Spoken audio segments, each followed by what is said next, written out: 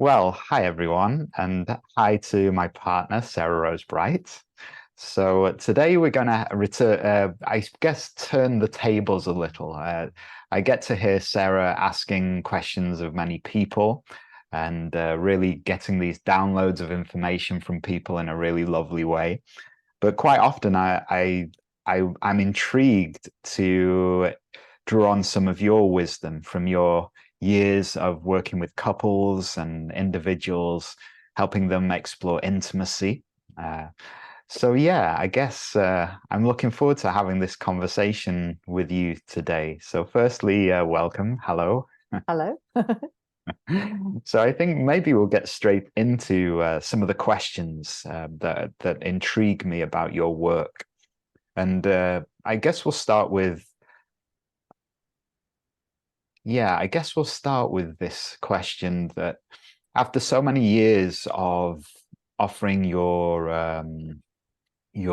support and coaching to couples and individuals, what do you think is the biggest reason that people come to you in the first place? Hmm. So I'm not so sure there's a biggest reason. There's often a range of reasons that people come to see me. But a big theme across the board is nobody teaches us how to do this stuff in any way of depth and quality.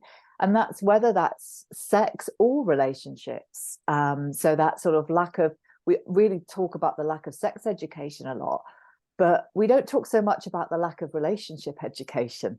And that's a big part. So I would say that's a big theme right across the board for everybody.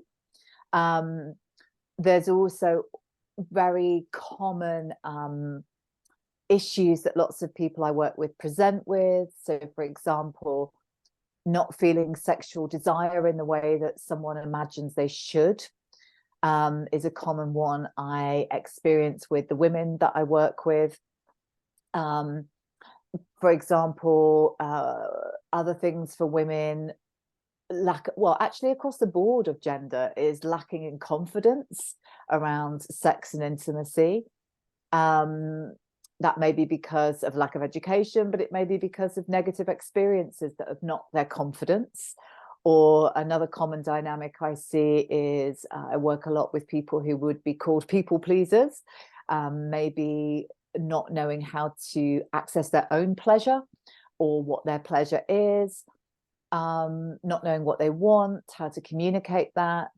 So all sorts of different things across the board for couples as well. Their sex life has often just got to a place which is stuck. Maybe they've been in a relationship for a while, or it's what does their sex life look like after having children? All sorts of different things can affect that. So they're looking for some support with that. So they're some of the most common themes and reasons that I see. Thank you for that. Okay, second question I have for you. So if I was to ask you to maybe critique where the world is getting intimacy and pleasure wrong, I guess if the world was getting intimacy and pleasure right, people like us would not have a job in this field. So there must be something that isn't flowing or going right or satisfying people in the realms of intimacy and pleasure.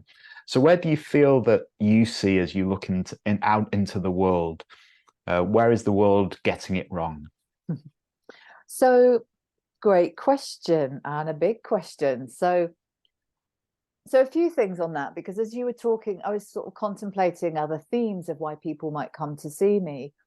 Often people have a sense that there's more to sex and intimacy that than they're experiencing, but they don't know what that more is, and they don't know how to get there.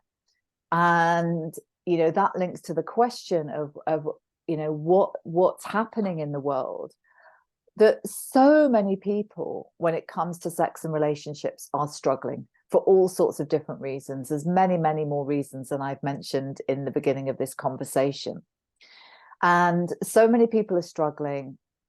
They feel, often it's not unusual for people to think there's something up with them.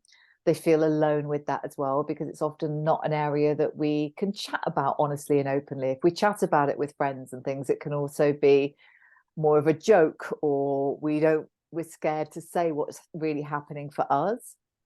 And I think a big part of it is going back to education of, how we learn to do sex, how we learn to do intimacy in the climate of the world that we live in, which is very much about buy more, do more, be more, the pressures we have.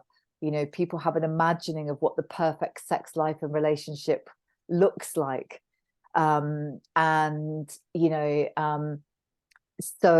there's just so many layers to it. There's what's happening in our individual world. There's what's happening in the waters we swim in our family of origin, and different things that can influence it. And then there's also what's happening in wider society and culture. And if we look at sort of, say, for example, sex in the movies, we're presented with a very specific type of sex. If we look at magazines and we're presented with a very specific type of, this is how a woman should be, this is how a couple should be. And a lot of people, we maybe even unconsciously strive for those things and feel we're not sure what to do. We feel confused. Some people come to me, they're literally wanting me to say, this is ABC, give me some techniques that will fix this. But it's more than that, because it's about our state of being. It's about so many different things.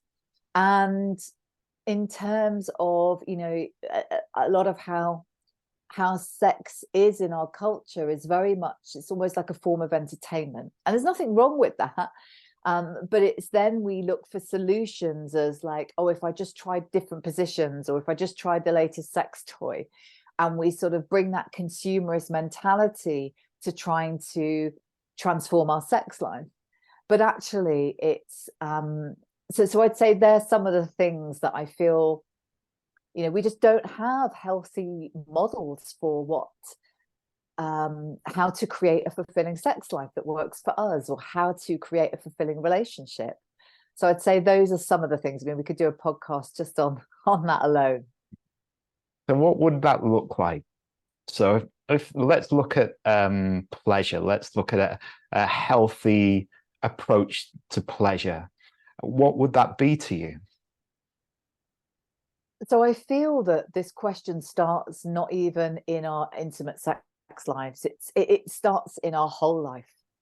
So for many people, I was certainly, one, and it's an ongoing journey, is, we're raised that pleasure happens at the weekends, or on holidays, or in the future when we retire, even at the worst sort of vision of that. So few of us are raised to say pleasure is wonderful. Enjoy exploring, enjoy pleasure, enjoy your bodies. Often from an early age, we might be told around our bodies, don't do that, don't touch in this way, don't behave in this way. We get our natural instincts and impulses censored out of us from a very early age. And that's no judgment on our caregivers. It happens throughout our culture. So many people I work with find pleasure, accessing pleasure, a challenge. Okay, so they might experience pleasure at I mean, I've had people, when I say, how do you relax and enjoy pleasure in your life, I've had some people who cannot answer that question. They do not know how to do it. They're on a 24/7 treadmill of getting things done, working really hard, and then they go on holiday and collapse.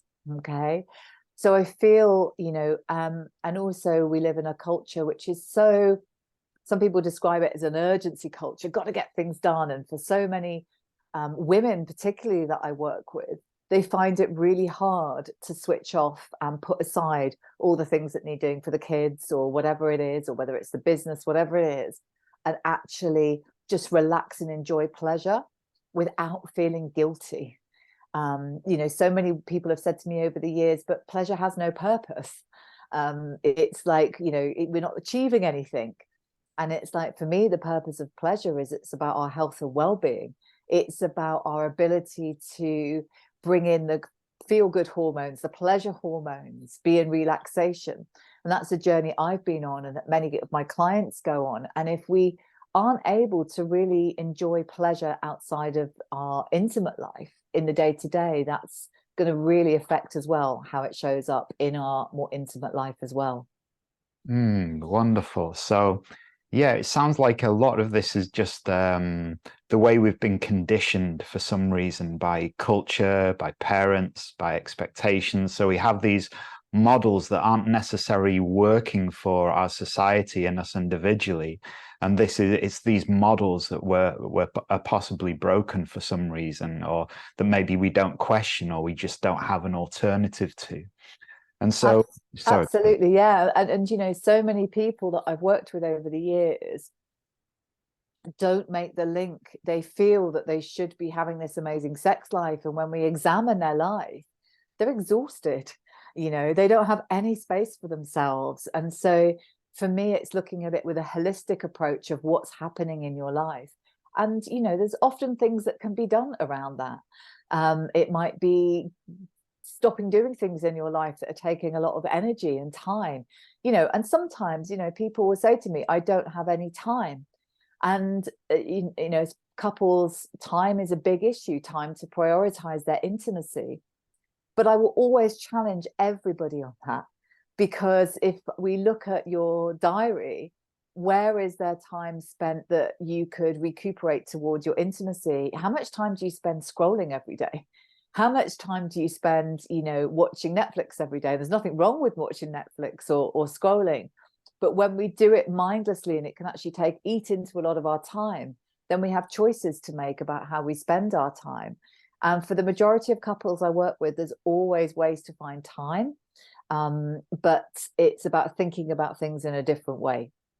So a kind of reprioritizing, and also I guess I'm reminded of food diaries where people are asked to actually pay attention to what they eat through the day if they want to eat healthy, and they think they might do, and then they look at their behavior patterns and it might not reflect that. And I guess what I'm hearing from you is that if people actually looked at how they spent their time during the day under more of a microscope, that they might actually find that they have 20 minutes here, 10 minutes here, even an hour here and there, that they could reappropriate to pleasure and to intimacy. So yeah, thank you for that. And also on that, absolutely. And also on that, people have an expectation when it comes to sex that they have to be in the mood to get together. So it should just happen naturally, spontaneously, that, you know, you're going to be in the kitchen, the kids are running around and they've got dishes piled up, and you're going to look at each other and suddenly just be, you know, there should be this spark there. There should be this, you know, we should be feeling desire. And actually, if we wait for that to happen, it may never happen. And it's a very limited way to look at our sexual pleasure, but that's all we ever see. That's sex in the movies, that's porn, all of these things. And actually, a reframe is that sometimes we have to plan to have intimacy together. You know, if we are dating, we plan time together. It looks like, it feels, because the hormones are like wild, it feels really effortless and natural and spontaneous. But actually, a lot of planning goes into it. If we didn't plan to go on holiday, we wouldn't go on holiday necessarily. And so our intimacy is exactly the same. I mean, we look at our diary for the week and we say, okay, let's put this evening aside. Let's put this morning aside. But it might be, we sometimes say, let's have 20, 30 minutes tonight together, just to lie together and be intimate together. So I feel like breaking down how we understand and expect intimacy to look like is a big part of this, and looking at it differently. I'm reminded of, and I really see how we do that in our lives and how well that works. And there's times where we both get caught up in work, and then a week, two goes past, and we realize that, you know, we haven't done that, and then we reintroduce it, and it's so beautiful. And it reminds me really of what you've already said, that we seem to, as a society, get a lot of our information from movies and films we watched growing up, and a lot of what is actually good for, what I would say good for the soul or good for our well-being, isn't that interesting to look at. So for example, I was just thinking about rom-coms, which, we both love a rom-com, but it tends to deal with the fireworks at the beginning. Oh, will we, won't we? Oh no, he or she has now lost interest. Oh, they've come back, and then the film finishes, and then they live, and they don't necessarily focus on 2 years from that point where they've got used to each other. The honeymoon period's over, and now the chemicals aren't firing off so much. That doesn't make such an interesting film, to find couples outside of the initial high of that initial part of the exciting bit of a relationship. So yeah, I hear that. I guess that's I'm sure there's some films out there that kind of look at that, but on the whole, a rom-com is fireworks of the beginning, which doesn't necessarily represent 2-3 years down the line. Absolutely. And then we have a lot of, people will say, oh, your sex life is going to dwindle out, the passion will go, and if you talk to people in long-term relationships, then for many of them that's happened, and that's often staggered about or made a joke about, but actually, again, it's how we look at it, because it takes commitment to cultivate intimacy in a long-term relationship. It takes a willingness to show up. It takes a willingness to learn, to to do all sorts of things, to create time together, to look after ourselves as well. There's and I think this myth that passion is just going to dwindle is so damaging. And actually what it takes a different skill set, and it takes a level of commitment and prioritizing. Just like anything good in life, if we want to look after our bodies, if we want to look after our health, that takes time and commitment to prepare good food or to exercise regularly. And it's exactly the same, when it comes to sex and intimacy. So funny. I was running a men's group, but reflecting on what you just said, I was running an online men's group last night, and I have a self-pleasure meditation that rises a lot of heat and energy and optimism, happiness and clarity in my mind. And I like to do it maybe an hour before I run the group, so I'm really, really in that zone. And I noticed even after all this time of practice, there was a reluctance. It's like, oh, shall I just go and have a cup of coffee instead of all this, messing around? And then within 5-10 minutes of the practice, I just felt 1,000 times better than if I'd had a cup of coffee. So yeah, that little niggle is always, oh, shall I just do this instead?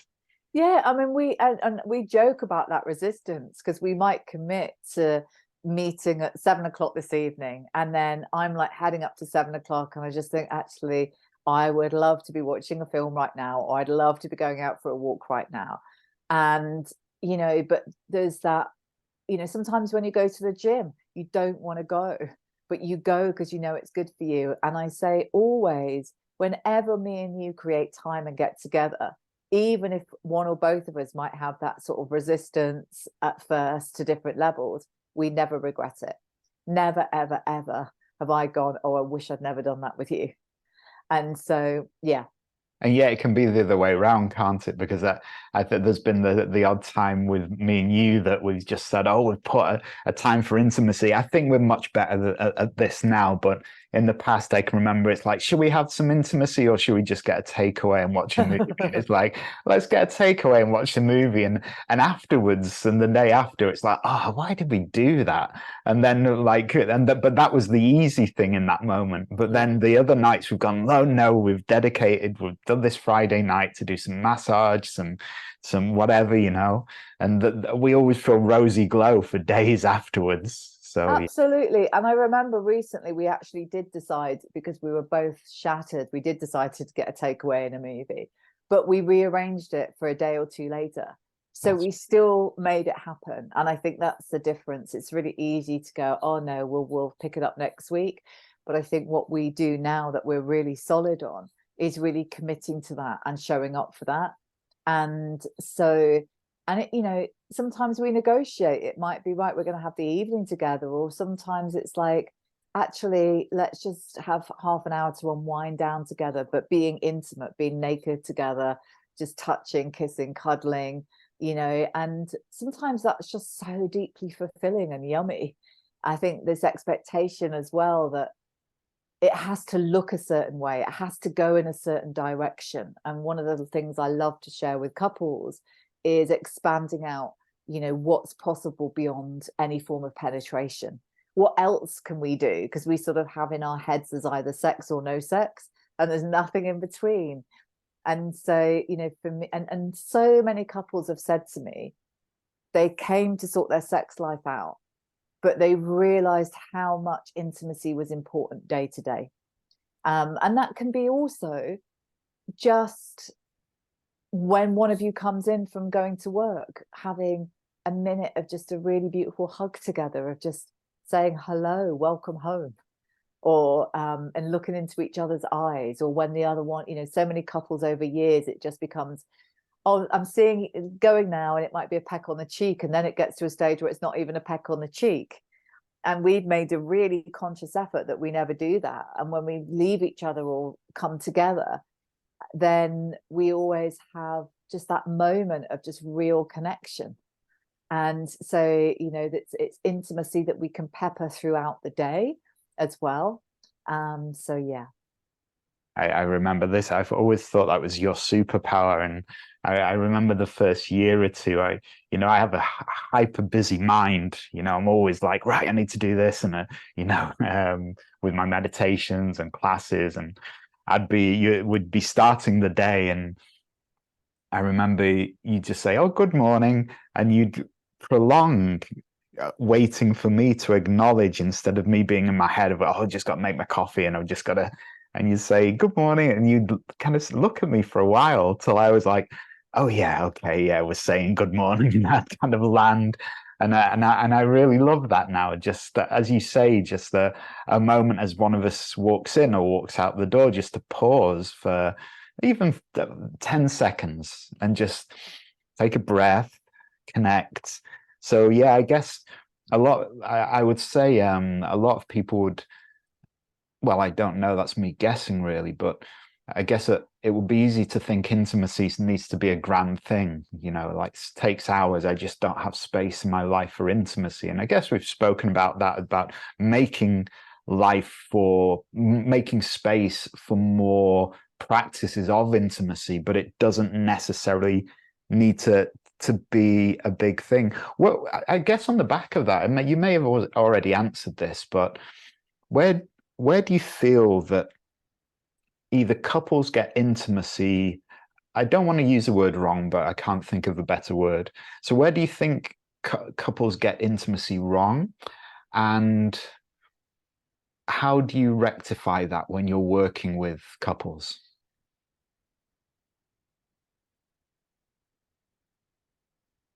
So I feel one of the biggest and most damaging myths we've talked about in relation more to sex, but it's also so true of relationships, is that it should all just be natural, effortless, and easy. If it's the Hollywood fairy tale, we've met and we're happily ever after, we should never have to work at this. And if we have to work at it on any way, shape, or form, there must be something up with us, or one of us, or the relationship. And so when couples come to work with me, there's often one of the couple, sometimes both, but often just one, where their fear is, if they come to work with someone like myself, they're going to discover that their relationship isn't good, that actually they need to part ways. And my experience is that's not the case.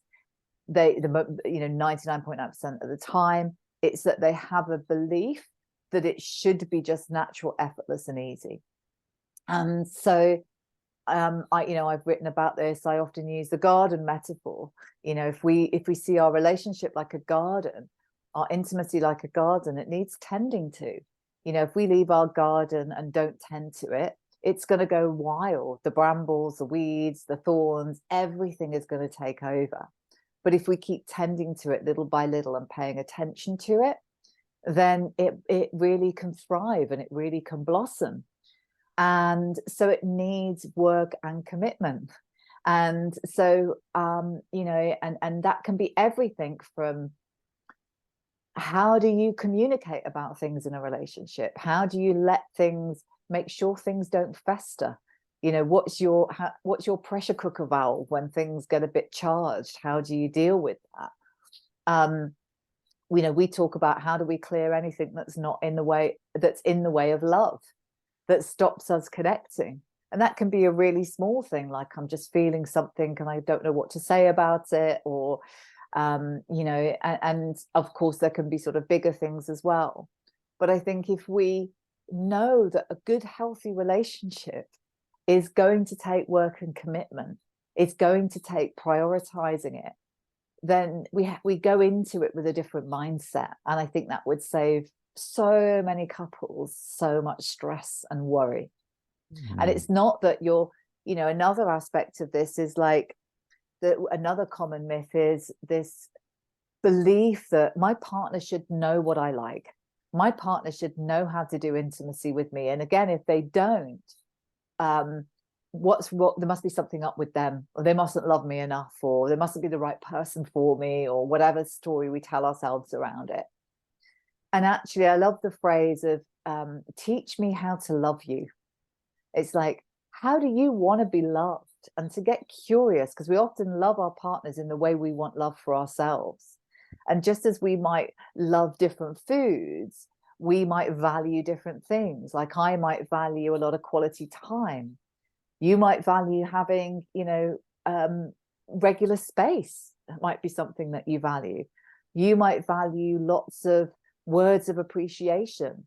You know, you might value going on workshops and learning together. And it's about really exploring what's really important in your relationship for you, what's important for your partner, and then having conversations about those things so that you can really grow and learn together, and to never let that curiosity go, because staying curious about our partners means that we see them with fresh eyes every single day. And it's like, the you that woke up this morning is different than the you that woke up yesterday morning. And if I can stay in that open place and curiosity of, do you still enjoy this? Or, you know, what would you love to do? That we, you know, because couples so easily get into very specific habits and patterns. And it's really great to do things. It's great for every individual to do things that take us out of our habits and patterns. You know, whether that's traveling to a different country, or it might be simply just taking a different route on your daily walk. Just to, you know, I had a teacher once, a shamanic teacher, and she's like, do things differently. Like, even if it's using the spoon to stir the sugar in your coffee, use a different hand, because it just sort of tricks your system into stopping getting too used to certain things, and just can keep that aliveness and awareness more in our system. So I feel there's some of the sort of really big myths that can create a lot of problems. It's interesting that I see myself, and I guess it may be the same for many couples, that, like you mentioned, familiar patterns, I think. And there's a comfort in familiar patterns. And it's almost like, what I notice is it's almost easy to go to sleep in a relationship. Almost, and I don't know why this happens. Maybe we get familiar. Maybe we just get so relaxed and, you know, drift along. And then I notice that that's often where the love can start to dwindle, and the connection. It's almost like, and maybe that's the difference between the honeymoon period, where the love and intensity is like a natural phenomenon fired off by perhaps chemicals in the body. But then over time, because those chemicals calm down, there's an expectation that whatever behavior pattern or thought pattern is just presenting itself naturally must be true. But then I noticed in our relationship, what's really healthy for me is to start again as often as possible, you know, every day if possible. It's like, I'm going to get out of bed and I'm going to make the decision to maybe be loving or to be interested or to be connected. And it's almost like I'm telling my brain, this is how I want the relationship to be. This is how I want it to unfold. And when I make sure that I'm putting that effort and that focus in, it stops me getting into that comfort zone of disconnection. And I suppose, yeah, which is an interesting take on what is love. What is love in a relationship? And yeah, I got my ideas about that. That there's a natural kind of lovingness, which is a sense of ease around each other, which actually can deepen in a very beautiful way over time. But then also there's another part of it, which is to start again on love's journey together, like not to let that sense of comfort and ease become too predominant that you don't make time for intimacy. Do you find that happening in any of the couples that you work with, that they have to become more spontaneous, or to have to start to make different choices to that sense of ease that they might feel? Yes, I feel, so I think, and familiarity is wonderful. Mm. Familiarity is what makes us feel secure and safe with that person. And like this familiarity, might be, I really trust you and know that if you say something, you're going to do it. Or it might be, I love the way that you make your coffee the same way every morning and the little ritual that you have around it, or the way that you like to snuggle in this certain way, or those familiar things are really beautiful, and we need those. It's not about looking for newness all the time, because it's finding the magic in the mundane. It's finding the magic and the mystery in the walk we go together for this evening, and where might this take us, and being open to that, or in cooking dinner together. It's those things. And I feel that's true for all of life, how we can find that magic in the just the everyday, the simple things. But what happens with a lot of couples that I work with is they have got the familiarity has turned into sort of stuckness, and they don't do anything new together, apart from maybe go on holiday once a year. They don't go, if they've got children, often everything revolves around the children. And of course, there's times when that's absolutely appropriate, or it's work, there's no us time in the picture other than vegging out on the sofa watching Netflix. So, or it might be that they have their social lives where everything's around friends, or all sorts of different things, but there's that familiarity has become a stuck place. So I say to couples, how do you like to spend time together? What would fun look like to you both? And get them to have a conversation about that. And most of the time they're like, yeah, we used to do that, and we've just got out the habit of doing it. And that might be going on a day out to Alton Towers. It might be, going for booking a B&B for a night together. It might be going to the cinema for dinner, having a walk together rather than doing things separately, and just making that time. I'm working with a couple at the moment, and their children are sort of teenagers, and for them, just having half an hour where they just they'd walk the dog, but it would be one of them would walk the dog. And now they've started going to do it together a couple of times a week, just having half an hour, 45 minutes where it's just them time to just, how are we? And they're like, wow, we've just slipped out of these routines of connecting. So it's about, and I think a lot of people, what does adventure and fun look like to you? And what that looks like to me might be so different to, so for some people that might look extreme and wild. For other people, it might look really simple. It doesn't matter. It's what sparks you up and what lights you up, and what do you do together that lights you up. I can see you have such a passion for this work, and it's really lovely to see. I guess that would be maybe a final question is, what excites you about this work? What brings you to it? Why didn't you become someone working in a restaurant, or, doing a bin lorry, or, what is it about this work that particularly excites you? So it really comes from my own history, because I've really struggled, as you know, with sex. I've struggled with relationships, and I was unhappy in all of those aspects of my life. And I just had a calling, a spark in me that said, there's got to be more to this. And this was 20 years ago when I started this journey. But something kept me curious and kept me looking for solutions, and the solutions and the possibilities of learning and studying and coaches and everything just was very different 20 years ago. There was very little out there. And for me, that is the therapy model, and the therapy model works well for certain people in certain times. But what the therapy model doesn't have is, it doesn't in the main have what's possible. And so I'm really curious as to what's possible for a relationship, what's possible for our sex lives, what's possible if we're not enjoying it and things are not feeling great, that we can come back to a level of neutrality and healing some of those things. And then how do we thrive in our sex lives? How do we thrive in our relationships? We spend so much time dealing with sex and relationships, huge amount of energy on trying to sort these aspects out in our lives. So many people do. I have for years, and I'm just really curious as to what works. And I know so many people out there who are either struggling with these areas, or they're just not deeply fulfilled and they know there's more. And so to share, yes, there is more. Yes, this is possible. Because, having a relationship with you that's thriving, we have a great sex life, we have great intimacy.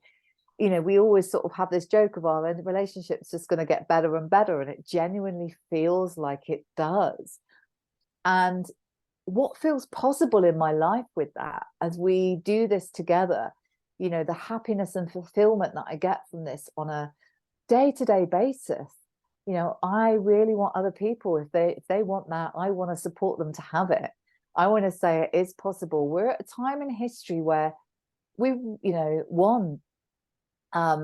world really needs us right now. The world needs us to be giving of our gifts and being in service. And for me, what's possible in we don't know what thriving relationships really, really look like. We've only been really studying that more so the last couple of decades, few people doing it before that. And I'm really curious about what's possible. I want to learn, and like me and you, we're experimenting, trying things out and then sharing it with people. And it's just the most incredible job satisfaction when people feel these shifts in their relationship, where these tensions, often people come to me with these crunchy, tense bits.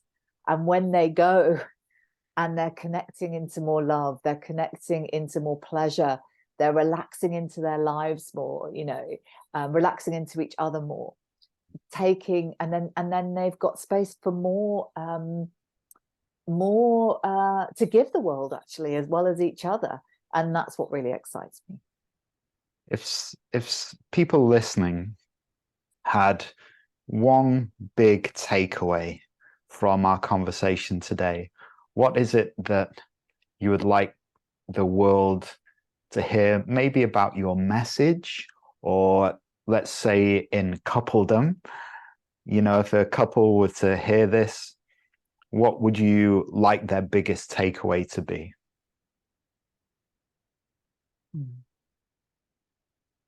I would say, if you're listening to this and it speaks to you on some level, relationship, sex, it's lifelong learning, it's lifelong curiosity, lifelong exploration, just like it is looking after our bodies. Like what we ate last year might not suit us this year. We might need to refine it.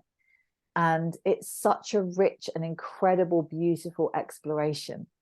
And I would just say, get on the journey and explore, reach out to somebody like me. There's so many amazing, coaches and different things out there, books, all sorts of different things. There's a lot of rubbish out there as well. So be discerning around that. But to really reach out and, like I say, so many couples have got like fears there's something wrong with them or change isn't possible. So reach out and have a conversation, because thriving in our sex lives, thriving in relationships absolutely is possible.